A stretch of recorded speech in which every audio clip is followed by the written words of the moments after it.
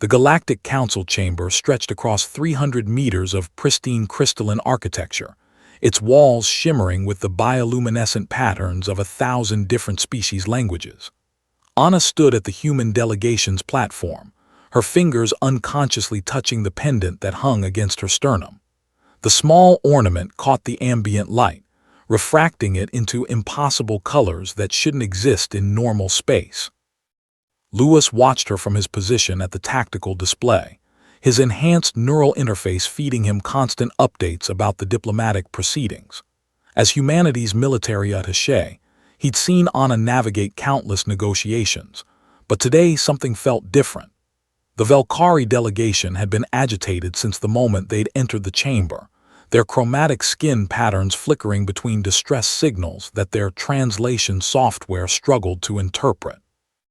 Ambassador Thelmos of the Velkhari Convergence raised one of his 4 articulated limbs, the gesture immediately silencing the assembled delegates.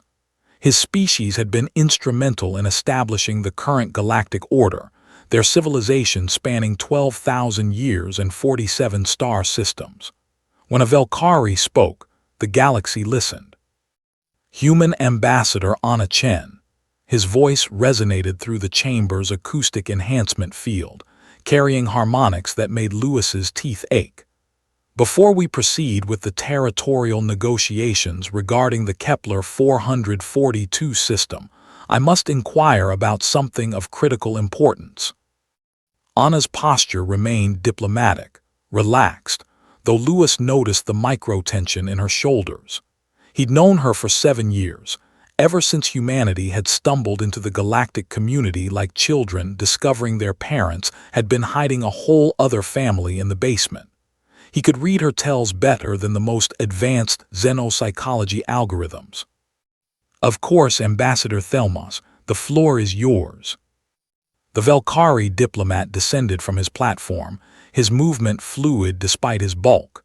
The other delegation stirred uneasily.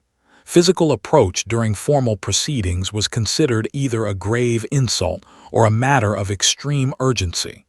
Given Thelmos's reputation, Lewis suspected the latter. "Where did you get that necklace?" The question came out sharp, almost accusatory. The chamber fell silent. Even the perpetual ambient hum of the translation matrices seemed to pause. Anna's hand moved to the pendant again, her expression shifting from diplomatic neutrality to genuine confusion. "This," she lifted the ornament slightly, letting it catch the light. "It's a family heirloom. It belonged to my great-grandmother. Why do you ask?" Thelmos's chromatic skin shifted to a pale, almost white coloration. Lewis had never seen a Velkhari display that particular pattern. His neural interface frantically searched the xenobiology databases, finally returning a single word: terror. "Impossible," Thelmos whispered, though the chamber's acoustics ensured everyone heard. "That design, the crystalline matrix structure, the quantum entanglement signature, that is a predecessor artifact." The word predecessor rippled through the assembly like a shockwave. Lewis felt his pulse quicken. The predecessors were galactic mythology, the civilization that supposedly existed before all current spacefaring species, the builders of impossible megastructures found scattered across the galaxy, their purpose and fate unknown. Anna frowned. "I'm sorry, Ambassador, but I think you're mistaken. This is just—" "Let me see it, please." The desperation in Thelmos's voice was palpable. Anna unclasped the necklace and handed it to the Velkhari.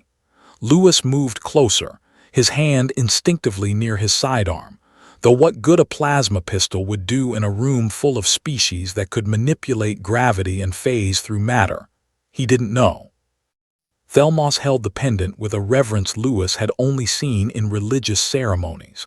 The Velkhari produced a small device from his diplomatic sash, running it over the ornament. The readout made his skin flash through a dozen colors in rapid succession. 87,000 years old, he breathed. The quantum signature is unmistakable. This was crafted by the predecessors during what we call the first silence, before they vanished. He looked up at Anna, his large eyes reflecting something between awe and fear. How did your great-grandmother acquire a predecessor artifact? Anna's confusion was genuine. She didn't acquire it from anyone. Our family records say it's been passed down for generations. My great-grandmother wore it, her mother before her, going back as far as our genealogy records exist. How far back? Louis found himself asking. Anna pulled up her personal datapad, accessing her family archives. According to our records, at least 400 years.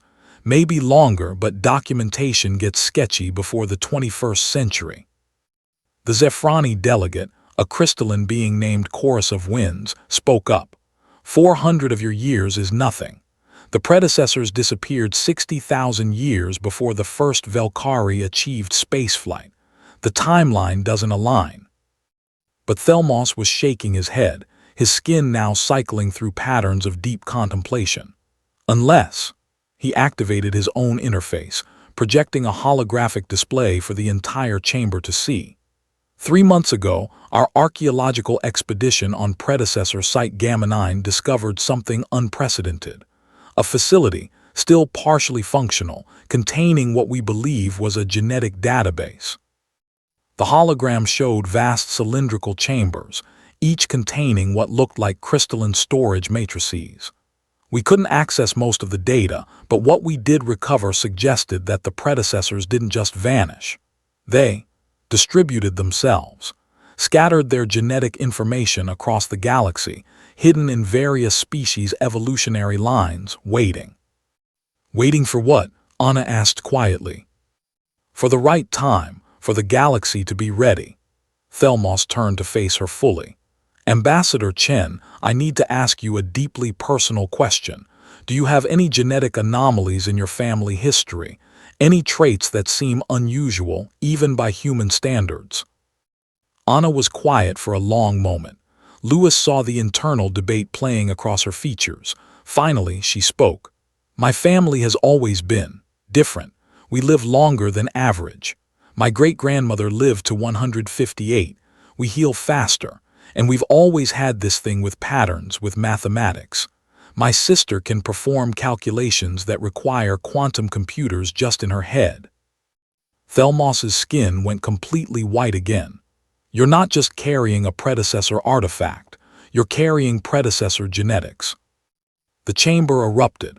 Delegates from 24 species began shouting questions, accusations, demands. The Krell Trade Consortium representative accused humanity of hiding their true nature. The Hive Collective demanded genetic samples. The Solarian Empire's envoy simply stared in shock. Louis moved to Anna's side, his military training taking over. We need to get you out of here. But Anna stood her ground, her voice cutting through the chaos with unexpected authority. Enough. And the chamber went silent.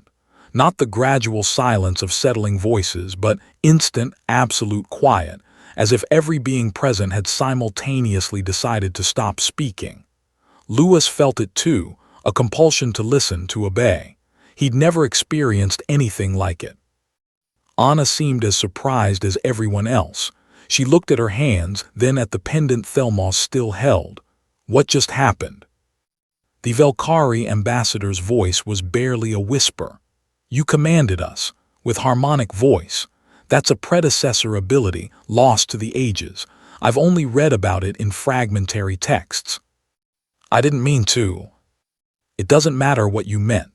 Thelmos's skin shifted to a deep, respectful blue. What matters is what you are, what humanity might be.